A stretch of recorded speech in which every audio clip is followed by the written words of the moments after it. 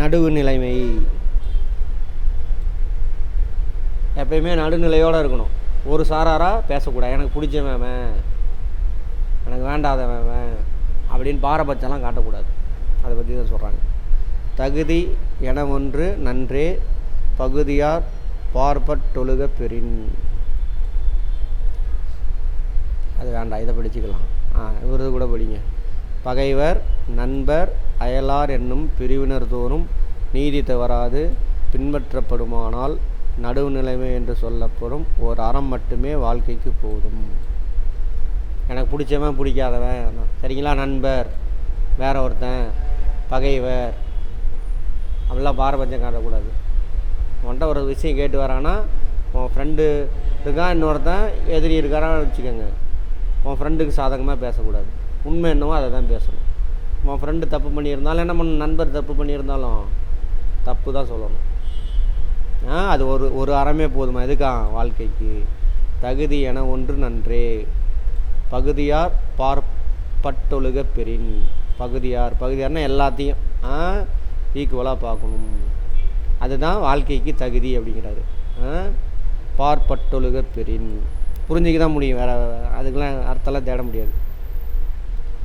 செப்பம் உடையவன் ஆக்கஞ் சிதைவின்றி எச்சத்திற்கேமா புடைத்து. நடுவு நிலைமை உடையவரின் செல்வ வளம் அழிவில்லாமல் அவனுடைய வழியில் உள்ளார்க்கும் உறுதியான நன்மை தருவதாகும். செப்பம் உடையவன், செப்பம்னா அதுதான் நடுவு நிலைமையோடு இருக்கிறவன். ஆக்கம்னா அவனுடைய செல்வம் சிதைவின்றி அழிஞ்சு போகாமல், எச்சம் மிச்சம் கேமா புடைத்து அவனுக்கு பின்னாடி அவனுடைய சந்ததியினருக்கு அழியாமல் போய் சேரும். யாராமா? செப்பம் உடையவன். செப்பம்னா யார்? நடுவு நிலைமை உடையவன். அவனோட செல்வம், ஆக்கன்னா என்ன அர்த்தம்? செல்வம் சிதைவின்றி அழியாமல் அவனோட சந்ததியினருக்கு, எச்சத்திற்குன்னா மிச்சம் உள்ளவங்களுக்கு, அவங்களுடைய வரக்கூடியவங்களுக்கு ஏமா புடைத்து. நடுவு நிலையாளரின் செல்வத்திற்கு அழிவில்லை, அது வழி தலைமுறையினருக்கும் பயனளிப்பதாகும். செப்பம்னான்னு அர்த்தங்க நடுவு நிலைமை. நன்றே தரினும் நடுவி கந்தாம் ஆக்கத்தை அன்றே ஒழிய விடல். இப்போது நடுநிலைமையோடு இல்லை, ஒரு தலைபட்சமாக ஒரு தீர்ப்பு கொடுக்குற நடுவி கந்தாம். இங்கே பாருங்க, கவனிங்கம்மா. நீ ஒரு சார்பாக பேசுனாக்கா உனக்கு நல்லது நடந்தாலும் அதான் நன்றே தரினும். நடுவி கந்தாம் நடுநிலை தவற, அதனால் உனக்கு ஏதோ பொருளோ புகழோ அல்லது உனக்கு ஏதோ ஒன்று கிடைக்குது, சரியா? நடுவி கந்தாம்.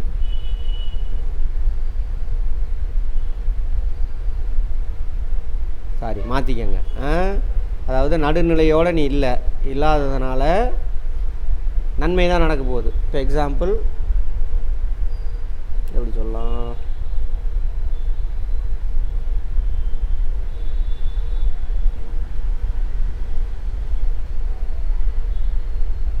அதான் சொல்லுவாங்களே, 1000 பொய் சொல்லியும் ஒரு கல்யாணம் பண்ணலாம் அப்படின்னு சொல்லுவாங்கள்ல. அப்படின்னா என்ன அர்த்தம்? பொய் சொல்கிறேன்னா, கல்யாணங்கிறது நல்ல விஷயம், ஓகேவா? பொய் சொல்கிறதுங்கிறது என்னது? அவனுக்கு சாதகமாக சொல்கிறது. சரி, நல்லது நடக்கட்டும் அப்படின்னு அப்படி கூட சொல்லக்கூடாது அப்படிங்கிறாங்க. ஆக்கத்தை அன்றே வெளியோட. நீ ஒரு நடுநிலை தவறுறதுனால நல்லது தான் நடக்க போகுது, சரி நல்லது நடந்துருச்சு ஒருத்தனுக்கு, அது மூலிமா உனக்கு செல்வம் கிடைக்குதுனாலும் ஆக்கத்தை அன்றே ஒழிய விடல். அதனால் உனக்கு கிடைச்ச அந்த செல்வத்தை அன்றைக்கி தூக்கி போட்டுருன்னு வச்சுக்காதங்கிறாங்க. தீமை பயக்காமல் நன்மையே தருவதானாலும் நடுவு நிலைமை தவறி உண்டாகும் ஆக்கத்தை அப்போதே கைவிடல் வேண்டும். ஓகேவா? அடுத்தது, தக்கார் தகவிலர் என்பதவரவர் எச்சத்தார் காணப்படும். தக்கார்னா நடுவுநிலையோடு நடந்தவன், தகவிலர்னா நடுவுநிலையோடு நடக்காதவன். ஓகேவா? அது எதை பொறுத்து இருக்குனாக்கா, அவன் இறந்ததுக்கப்புறம் பேசுகிறாங்கல்ல, அதில் இருக்கும். நடுவுநிலைமை உடையவர் நடுவுநிலை இல்லாதவர் என்பது அவருக்கு பின் எஞ்சி நிற்கும் புகழும் பழியாலும் காணப்படும். ஊருக்குள்ளே பேசுவாங்கள்ல, செத்த ஒன்று அவன் அதை பண்ணாம்பா இவன் இதை பண்ணாம்பா ரொம்ப நல்லவருப்பா வல்லவருப்பா அப்படின்னு. அது தக்கார் நடுவுநிலையோடு இருந்தவனா, தகவிலர் நடுவுநிலையோடு இல்லாதவனா அப்படிங்கிறது எப்போ இருக்குமா? என்பதவரவர் எச்சத்தார் காணப்படும். கடைசியில் புகழாலும் பழியாலும் காணப்படும். ஒரு நேர்மையானவரா, நெறி தவறி நீதி தவறி நடந்தவரா என்பது அவருக்கு பின் எஞ்சி நிற்கும் போகும் புகழ் சொல்லை கொண்டோ அல்லது பழி சொல்லை கொண்டோ தான் நிர்ணயிக்கப்படும்.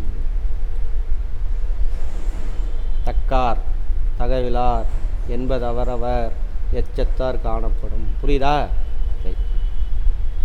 கேடும் பெருக்கமும் இல்லல்ல நெஞ்சத்து கோடாமை சான்றோர் கனி.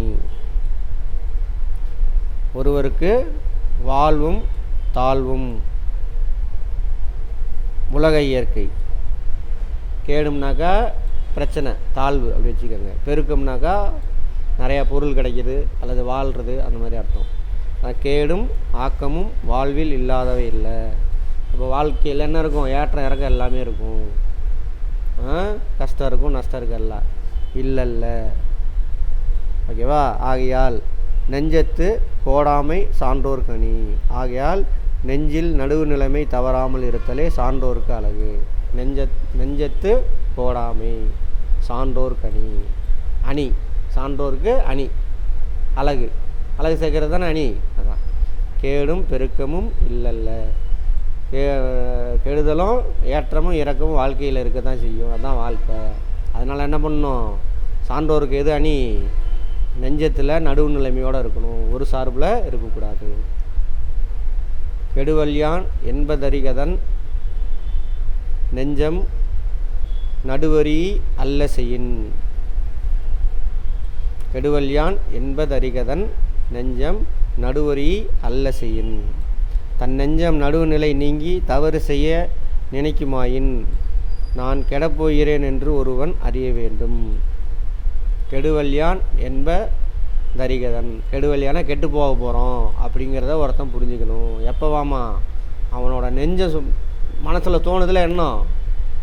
நடுவுநிலை தரவரி ஒரு வேலையை செய்ய போகிறோம், செய்யின்னு அவன் மனசு. அதாங்க பாருங்க, நெஞ்சம் நடுவரி அல்ல செய்யின். நடுவுநிலை இல்லாமல் ஒரு செய்ய சொல்லி உன் நெஞ்சத்தில் என்ன தோன்றும் பொழுதே நீ நினச்சிக்கணும், நீ சீக்கிரம் அழிய போகிற, கெட்டு போக போகிற. அதான் கெடுவல்யான் என்பதறிகதன். ஓகேவா?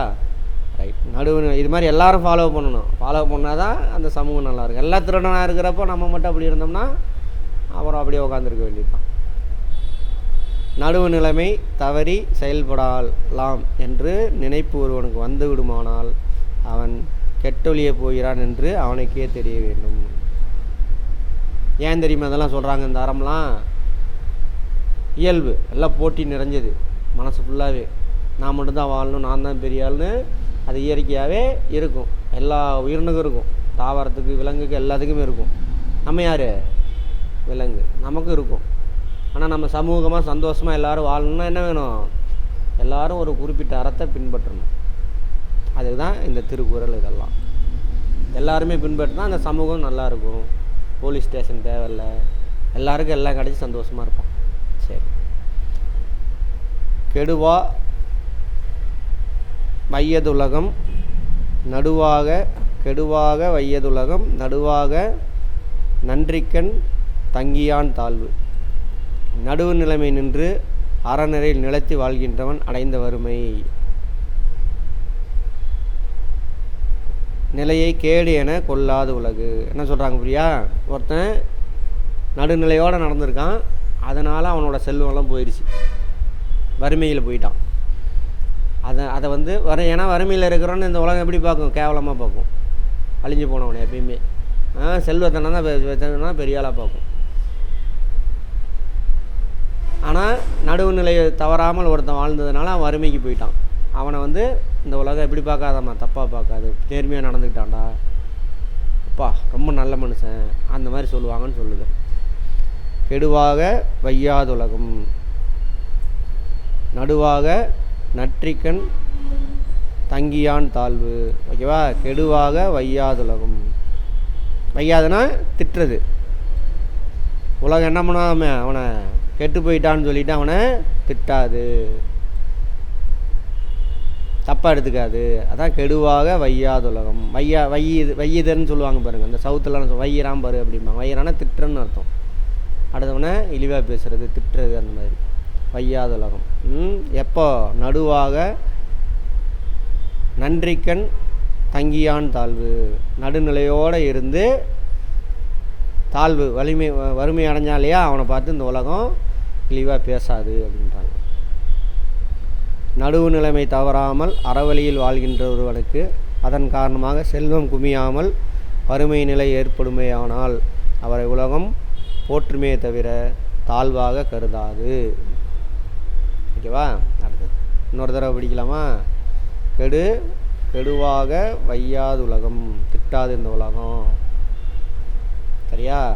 நடுவாக நன்றிக்கண் தங்கியான் தாழ்வு, நடுநிலையோடு இருந்து வறுமை நிலையில் இருக்கிறவனை, அதனால் அவனுக்கு செல்வம் சேரலை, நடுநிலையோடு இருக்கிறவன் அது இருந்த செல்வத்தை இழந்துட்டான், அப்பயும் அண்ணாவது அவனை அந்த உலகம் திட்டாது, தவறாக பேசாது.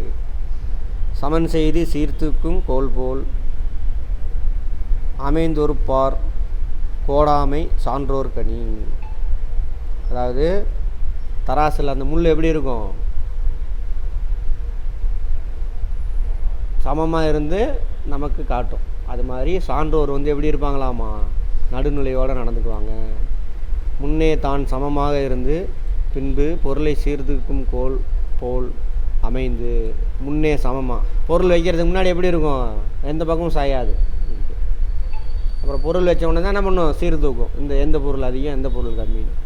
அது மாதிரி நீ அந்த முள் போல் என்ன பண்ணணும்? இருந்து ரெண்டு பக்கமும் சீர்தூக்கி பார்த்து தீர்ப்பு கொடுக்கணும். ஒரு பக்கம் சாயாமல் நடுநிலைமை போற்றுவது சான்றோருக்கு அழகாகும். சான்றோர் கனி அணி.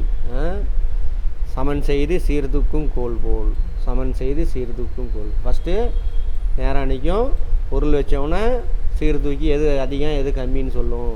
கோல் போல்னால் அந்த முள். அமைந்திருப்பார், அது மாதிரியே இருப்பாங்க. கோடாமை, ஒரு பக்கம் சாஞ்சிராமல் நடுநிலைமையோடு இருக்கிறது தான் என்னது? யாரோட அணி? யாருக்கு அணி? சான்றோருக்கு, நல்லவருக்கு. ஒரு பக்கம் சாய்ந்து விடாமல் நாணயமான தராசு முள் போல் இருந்து நியாயம் கூறுவதுதான் உண்மையான நடுவு நிலைமை என்பதற்கு அழகு. அடுத்தது சொற்கோட்டம் இல்லது செப்பம் ஒருதலையா உட்கோட்டம் இன்மை பெறின். உள்ளத்தில் கோணுதல் இல்லாத தன்மையை உறுதியாக பெற்றால். கோணுதல்னால் ஒரு பக்கமாக நடந்துக்கிறது.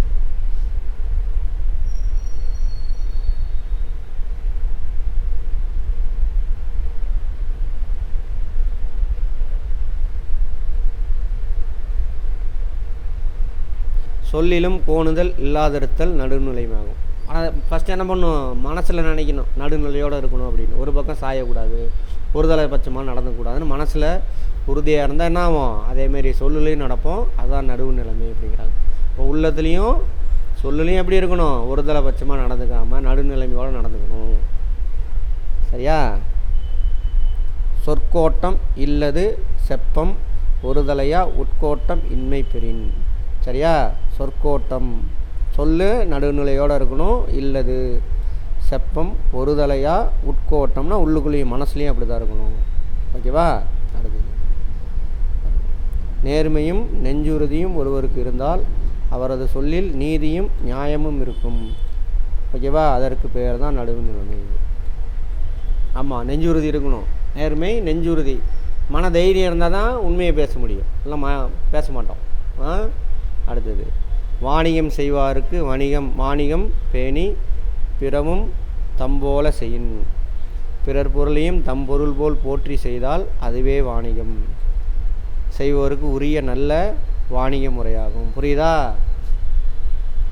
அவன் யார்? கிரேக்கர்கள், ரோமானியர்லாம் இங்கே அவனுடைய தங்க நாணயங்கள் அச்சடிக்கிற இடம்லாம் இங்கே வச்சு இங்கேருந்து வியாபாரம் செஞ்சாங்கன்னு. ஏன்னா இந்தளவுக்கு நேர்மையாக இருந்திருக்காங்க. என்ன போட்டிருக்கான்? வாணிகம் செய்வாருக்கு வாணிகம் பேணி பிறமும் தம்போல் செய்யின். வாணிகம் செய்கிறவன் பொருள் வாங்குறவன் விற்கிறவன். ஓகேவா? அடுத்தவன் பொருளையும் நம்ம பொருள் மாதிரி மாற்றிக்கணும். அடுத்தவன் பொருளை ஒரு மாதிரி. அப்போ நான் என்ன பண்ணணும்? அவன் காசு கொடுத்து வாங்குறான், அப்போ அவன் பொருள். அப்போ என்ன பண்ணணும்? நமக்கு எடுக்கிற மாதிரி அந்த காசுக்கு ஏற்ற பொருளை அவனுக்கு கொடுக்கணும். புரிஞ்சுதா? ஏமாற்றக்கூடாதுங்கிறாங்க. அதான் வாணிகத்தில் சிறந்தது. வாணிகம் செய்வாருக்கு வாணிகம் பேணி பிறவும் தம்போல் செய்யின். புரியுதா? பிறவும் தம்போல், மற்றவனுடைய பொருள் என்ன பண்ணும்? தம்முடைய பொருள் மாதிரி பார்த்து செய்கிறது தான் என்னது நல்ல வாணிக முறை அப்படிங்கிறாங்க. பிறர் பொருளாக இருப்பினும் அதனை தன் பொருள் போலவே கருதி நேர்மையிடம் வாணிகம் செய்தலே வணிக நெறி எனப்படும்.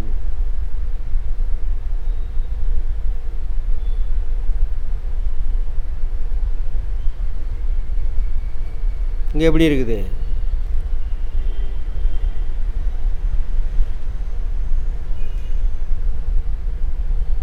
தகுதி என ஒன்று நன்றே. வாழ்க்கைக்கு தகுதியான ஒரு நல்ல அறம் எது அப்படின்னாக்கா என்ன அர்த்தம்? யார் பக்கமும் சாயாமல் ஒருதலைபட்சமாக இல்லாமல் எல்லாத்தையும் என்ன பண்ணும்? நடுநிலையோடு பார்க்குறது. தகுதி என ஒன்று நன்றே பகுதியார் பார்ப்பட்டொழுக்க பெறின். ஓகேவா? பகைவர் நண்பர் அயலார் அப்படிலாம் பார்த்து நம்ம என்ன பண்ணக்கூடாது?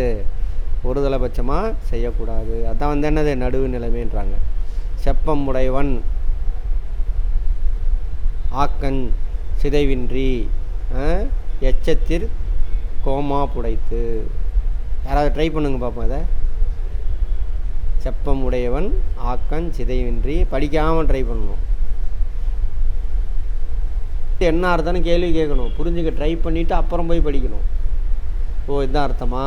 அப்போ நிற்கும். கேள்வி கேட்காமல் படிச்சுட்டே போனீங்கன்னா அது வேஸ்ட்டு. மந்திரவோதில் அர்த்தம் புரியாது, ஞாபகம் வராது. சரியா? செப்பம் உடையவன் அப்படின்னா நடுநிலை உடையவன். இது பார்த்தோன்னே எனக்கு ஞாபகம் இல்லை. இதெல்லாம் இது படித்தோன்னே தான் ஞாபகம் வந்துச்சு. ஆக்கம்னா செல்வம் சிதையாமல் அப்படி என்ன பண்ணும்? அவங்களுடைய சந்ததியினருக்கு போய் சேரும். எச்சம் மிச்ச செல்வம் அழிவு இல்லாமல் என்ன ஆகும்? போய் சேரும் அவங்களுடைய சந்ததியினருக்கு. புரியுதா?